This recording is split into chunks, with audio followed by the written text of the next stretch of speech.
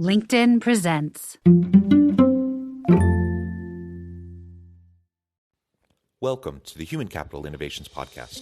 We're your source for personal, professional, and organizational growth and development, where we share original research, explore industry trends, and interview executives and thought leaders from across the globe.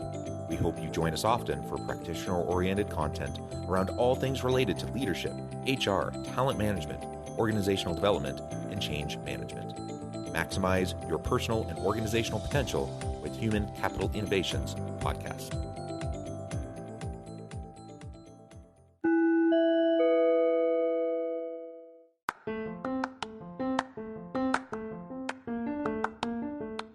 Do you enjoy the Human Capital Innovations Podcast?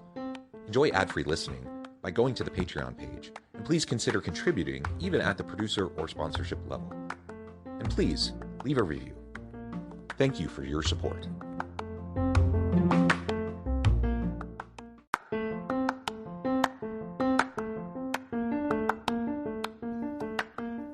Welcome to the Human Capital Innovations Podcast. In this HCI Podcast episode, I talk with Bobby Harrington about the importance of self-trust, self-belief, and self-leadership.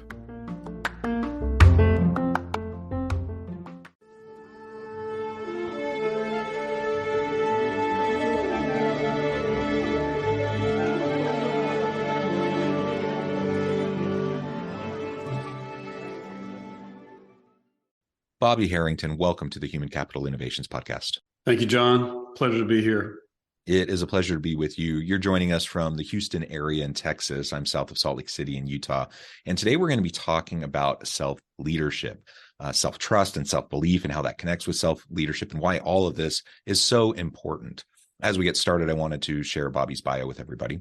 Bobby Harrington is the founder and the Rubicon Course of Action Immersive Leadership Development Company, specializing in performance programs and immersive leadership development events. He has practiced leadership in sports, martial arts, the military, private business, and a Fortune 100 oil and gas company. He has taught leadership in 24 different countries with 13 languages. His work focuses on people and leadership, team design, and technical innovation leadership. He earned a degree in intelligence studies and international relations later in life. Bobby is a United States Marine Corps Desert Shield and Desert Storm Gulf War veteran and lives in Texas with his wife and family. What a tremendous background. You've done so many cool things, and I'm really thrilled to have the chance to sit down with you, to pick your brain, and to learn from your experiences and your expertise. Before we launch on into the conversation, is there anything else you would like to share by way of your background or your personal context that you would like to highlight? And then we'll jump on in. No, I think you pretty much covered it, John. I like it short and concise. Thank you. Okay. Well, as we dive in, let's just define some things. So first of all, what do you mean by self-leadership? How do you define that? And then we can get into why it's so important. Great. Self-leadership is how we govern ourselves. It's not unlike following other leaders. But when it comes to self-leadership, we're the ones giving ourselves directions, and we're the ones that are accountable to ourselves, right? And, self-leadership is the root of all other forms of leadership. We live in the age of symptoms, right? Get this pill and do this, but we don't look at the root of things a lot. But when they look at leadership, self-leadership is truly the root. And it's basically, the foundation of that is your character and the values that you live by, your core values. Absolutely. And we need to be grounded in those core values, especially in this turbulent, messy world that we're in. The rate and pace of change is increasing. There's just so much going on around us constantly that can bring us down. And unless we have that kind of foundation and we have those core values to guide us, it's going to be really difficult. And we're going to find ourselves put in compromising positions where potentially, while it wouldn't be our intention, we wouldn't wake up in the morning thinking, hey, I'm going to go to work, or I'm going to go to this team, or in my family today, I'm going to hurt somebody, or I'm going to exploit somebody, or I'm going to take advantage of somebody. I don't think most people do that consciously. But when we find ourselves in those hard situations where push comes to shove, where the rubber meets the road, and we're our backs up against the wall with difficult decisions to be made, it can be very easy if we don't have those core values to guide what we're trying to do. Even when we have those core values, it's not easy to stay strong and to do right by those around us and right by ourselves. So I appreciate that focus. So you started to talk a little bit about why it's so important. Any other thoughts on why today perhaps self-leadership is even more important than it's been? It's always been important, I suppose, but why is it so important today? Why is it more important perhaps than it was in the past? So let's take a look at the last few years, how the pandemic, really revealed leaders. It revealed a crisis of leadership across all sectors in the workplace and government. When the pressure is on and leaders have to make choices, there's two decisions, right? Rise to the occasion and use your character and your values that you've learned to make decisions, or follow and do what everybody else is doing. And what we saw is most people followed others. Now, the dichotomy, or the other side of that, is you saw some great leadership in spots. And those people, were able to lead themselves. They had self-trust and self-belief, and they're confident. And look, they made a decision. It goes back to, sort of my days in the Marine Corps, where, you had to make a decision. And here's the thing, there's a right decision, a wrong decision, and no decision. No decision being the absolute worst. At least if I make a bad decision and it's not egregious, I can learn, right? It's kind of like failure. There's two dimensions to failure. The constructive side where you learn, and the destructive side where, it's kind of woe is me. But that's kind of my thoughts on the last few years. Yeah, I think that's absolutely right. I've seen so many people that have analysis paralysis. They just get stuck on decision making. And to their credit, they're recognizing the complexity. They're recognizing the messiness, and they want to make the right decision, but they get so stuck and trapped in that moment, and they're not able to move forward at all. And no decision is probably the worst thing you can do, because at least you certainly don't want to hurt people, but you put your best step forward, and then you have this continual cycle of self-reflection and evaluation. And then you can see, did it work? Did it have the impact that you thought it would have? Were there unintended consequences that you need to now account for? And then you iterate and you learn, like you said, you learn, you iterate, you try something else, and you improve over time. Nobody expects you to be perfect. You're never going to be perfect, regardless of whatever your best intentions are. And so move forward. Learn from mistakes if they happen, own up to those mistakes if they happen, lean on the expertise of the people around you, and you'll get better, and you'll make better decisions, and you'll have better impact on those around you. But if you get stuck in just not being able to move at all, the outcome of that is essentially the same. You're as if you'd made the bad decision, only it's often quite a bit worse, because everyone around you is also stuck. And then those negative things that you're concerned about are just going to happen by default, because you're not doing anything else. No, that's 100% correct. And I don't know, you have so much varied experience throughout your career, in sports and military and business, et cetera. Any examples that you've had, that help illustrate this point and drive it home in terms of, where you've perhaps seen people who are really excellent at being able to move forward and live and lead based on those core values and make the decisions and learn from their mistakes, versus maybe where that didn't happen and you had people who are a little bit stuck, like we were just talking about? Yeah, no, that's a supreme question. So I would go back to the Marine Corps. The Marine Corps is all about being aggressive and making decisions and learning from them, and trying not to make that egregious, again, decision. And, back to your point about, people getting stuck and paralyzed, that's sort of, it's like a wildfire. If people see that the leader's stuck, well, then they want to be stuck. They don't know what to do. And I've seen a lot of people, for me, that's kind of what differentiates managers versus leaders. A leader is steeped in action and is going to see the forest and not necessarily the trees, whereas a manager is going to see a tree and, how tall is the tree, how wide is the tree, and, how can we cut this tree? And, the leader's like, hey, let's get to work. We got axes, let's go.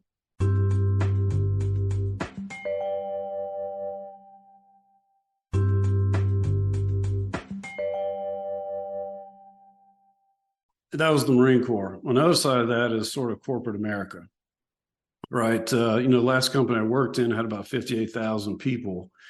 And we would often, it was in oil and gas. So in oil and gas, every 5 to 7 years, you're going to expand or contract. And, so you're always ramping up with manpower and ramping down. And the way they approach these things is called a reduction of manpower. And, you see the news where, people go to work one day and they get a pink slip, right? Well, corporate America doesn't do it that way. These ROMs can last anywhere from 8 to 10 months. In my experience, I've been through 4 or 5 of those. And that was my first lesson in change management, right? I had been through a lot of change, and, these programs are nothing more than formalizing what people have been through, right? But what I learned about change management, the successful people, they were transparent and they engaged with the workforce. Those were the ones that worked very good. Now, on the other side of that, you had leaders that would not share information. You didn't know what was going on, and people would, they would just get into a silo, right, and shut down. So those are probably the 2 best examples that I could give. Yeah, those are great examples. And I've seen it all around me too, in a variety of settings. I haven't served in the military, and I'm not like great at sports, but I have, been involved in team sports. I am actually more involved in music and in choirs and things like that. So you do see these dynamics play out in different contexts. And for most of us and most listening or watching the episode today, I'm sure you have examples in your own mind that are popping up in relation to your workplace, your teams. And the question is, how have the people around you led? And I think we all have, unfortunately, a lot of bad examples that come to mind, but hopefully we all have at least 1 or 2 or, a handful of some of those really great leaders who just were superb and were, doing many of the things that we're talking about. All right. Something else I want to talk about is self-trust and self-belief, and how those elements can be a foundation to this self-leadership that we've been exploring together. So tell me a little bit about what you think about in terms of self-trust and self-belief. What are those? Why are they important? How are they interrelated? And how do they lead to lasting discipline and self-leadership? Yeah, no, that's awesome. Self-trust and self-belief are probably the 2 biggest gifts that we can give ourselves. So I'll start with self-trust. Self-trust is doing what I say I'm going to do time and time again, right? And the more we keep our word to ourselves or keep our promises, we're going to develop self-trust. And before I believe in myself, I have to trust myself. You can look at someone from the outside and say, why would I believe in them? I would have to trust them first. So trust is, sort of the bedrock. And following self-trust, we begin to believe in ourselves because we've committed to our promises and we've accomplished, right? Believing in yourself takes some element of accomplishment, no matter how small or large. And that's where the power of self-belief lies. So on the foundation of self-trust and self-belief, after that, it's just a matter of formulating a plan, making sure the purpose of the plan fits in your daily life, and then deciding to act. And, that right there, those elements are discipline, right? That's what I've found it to be. I've always been a student of leadership. And, when you wonder why people quit the gym after 2 weeks, can't stay committed to things, is because, they're missing the foundation of discipline, which is self-trust and self-belief. Now, how do you develop that if you don't have it? Now, again, I see a lot of really well-meaning individuals. The beginning of the new year is a really prime example. Like you just said, the gym is a great example, but most New Year's resolutions peter out within that first month or so.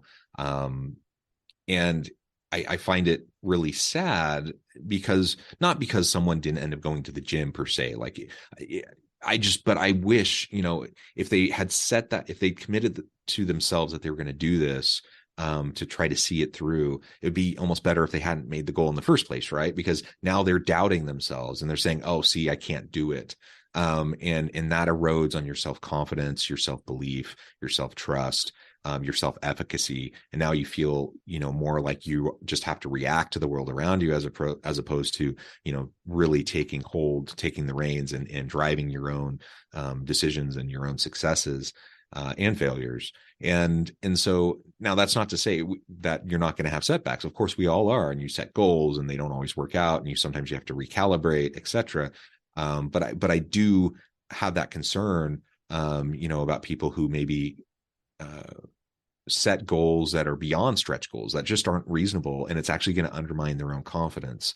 And so how do you disrupt that pattern, though? Because we see it again and again, and every year when New Year's comes around and we talk about New Year's resolutions, and we have the same tropes around everyone, not seeing them through, et cetera. I think many people just stop and give up on having any goals or resolutions whatsoever, because they just don't feel like it's even, what's the point? How do we interrupt this to start from the ground level to rebuild our self-trust, our self-belief, our self-confidence, so that we can have more of that discipline and self-leadership that will not only impact us, but it has it's infectious, right? It impacts all those around us. It will impact people on our teams, whether we have a formal leadership role or not.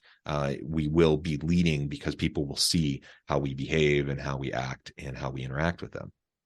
No, great question. I can describe that in 2 words, but I'll articulate after. So number 1 is desire. Number 2 is delayed gratification, right? So if you're daring greatly, and I write about this in my new book, if you're daring greatly, at some point, your desire for that goal is going to be tested, right? Now, on the other side of that, there's delayed gratification, and let's just go back to the gym example. You don't get the beach body or the 500-pound squat in the first week, right? It's the same thing with leadership. As a leader, you're never done. You have to embrace delayed gratification. There are points in my career where I thought, gosh, I'll never get there as a leader. But guess what? After 34 years, I had it down. I had a lot of things mastered. I wasn't perfect, by any stretch of the means, but, I came to embrace delayed gratification and just had to realize that the road is long, so for any goal, I would tell people, don't look for if you're getting the big bang result in 1 week, well, that's amazing, but that just really doesn't happen, especially if you're, using the gym example. But there's other examples too. The course of a career is the same thing. Yeah. You're not going to be CEO in 5 years. I'm sorry, it's just not going to happen. I saw that time and time again in the last company I worked for. Is folks were highly aggressive and high performing, and they wanted to progress, but guess what? There are more important things. What about self-promotion, not self-promoting self, but you can be promoted without getting a structural promotion or the raise or whatever. And that's in your behaviors and how your peers, view you.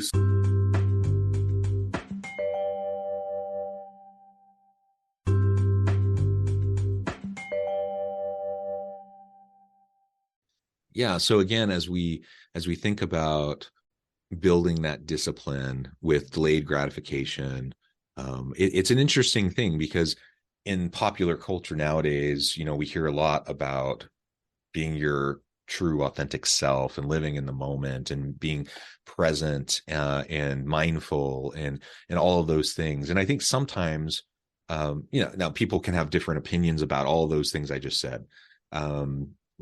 And sometimes people think, oh, they're woo-woo, and I'm not really going to worry about any of that stuff. And other times people feel like, oh, it's completely separate from this whole idea of delayed gratification. I just don't think so. And I think it's a common narrative in popular culture that somehow it seems like if you have long-term goals, if you have delayed gratification, if you're working for the future in at the expense of, joy, happiness, or, some sort of pleasure today, that somehow that's bad. I don't think that's actually what it means when we talk about being mindful or, mindfulness practices or those sorts of things. I think the two can and should go hand in hand. And in fact, I think you're going to have more discipline. You're going to be able to be more resilient as you practice regular self-care, as you practice mindfulness, as you not only live in the moment and enjoy, what's in front of you right now, the relationships, the people you're talking to. Don't be so distracted, be in the moment. But at the same time, you can still prepare for the future, whether it's higher education that takes years, or whether it's honing a particular skill, or we talked about sports. You don't become a great basketball player or baseball player, or name the sport. You don't become great overnight. I don't care how talented you are. You have to work at it consistently over time, every day for years before you're going to have any of those massive results. Same thing in business, same thing in relationships. And so we have to be in the moment, but we also have to prepare for the future, and have that delayed gratification, be willing to sacrifice a little bit now for successes in the future. And as I think about my own life, now I'm not like the epitome of like any great example or anything, but I look back, and I'm in my mid 40s now. I look back at, the last 20 plus years of my career and education and various work opportunities, research, etc.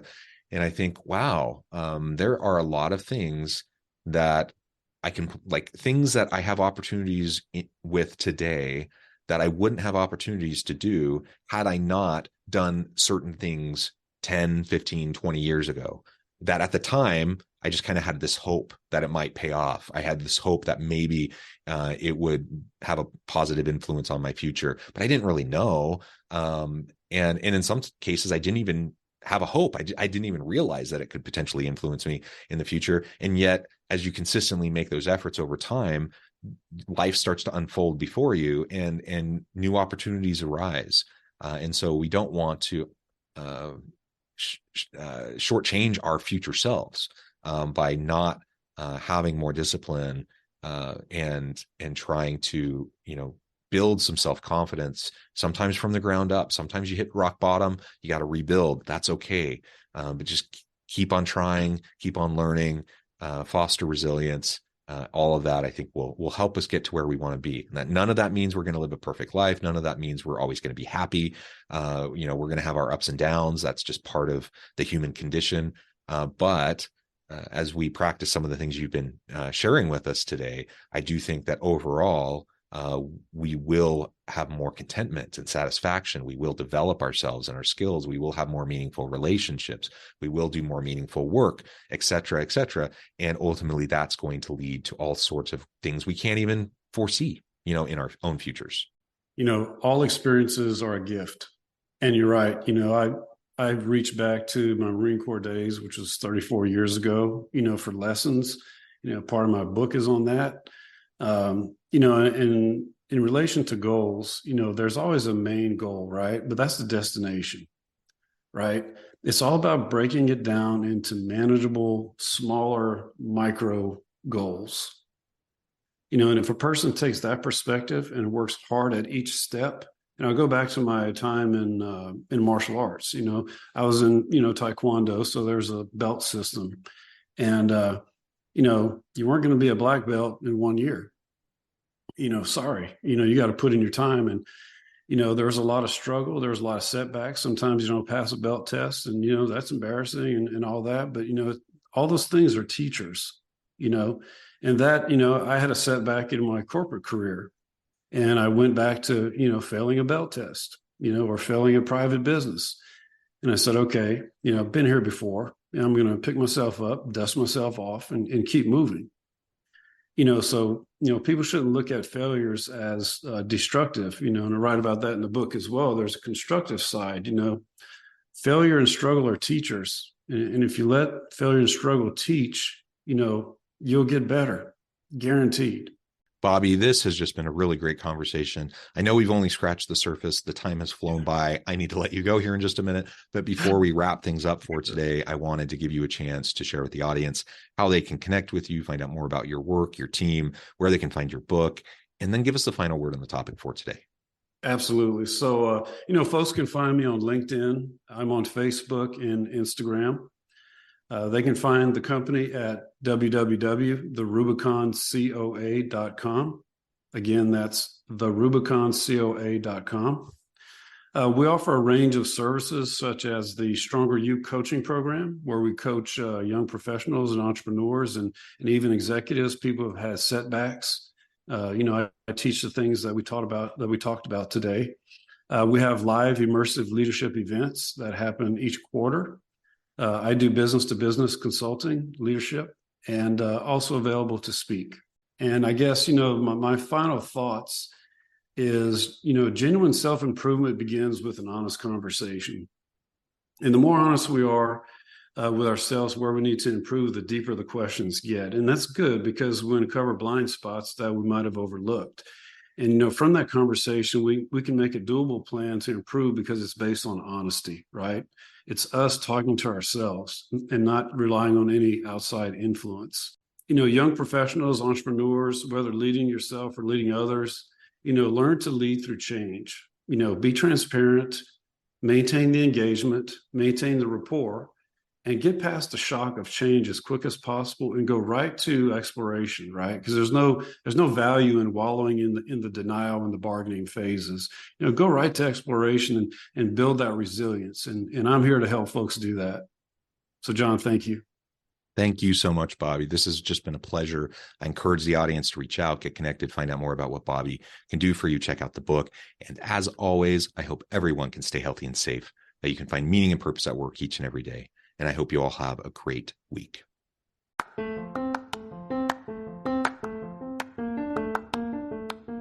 you enjoy the Human Capital Innovations podcast?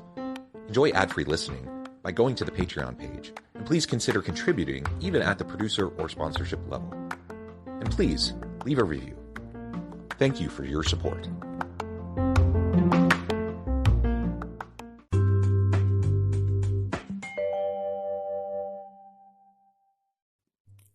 Thanks again for joining us for this episode of the Human Capital Innovations Podcast.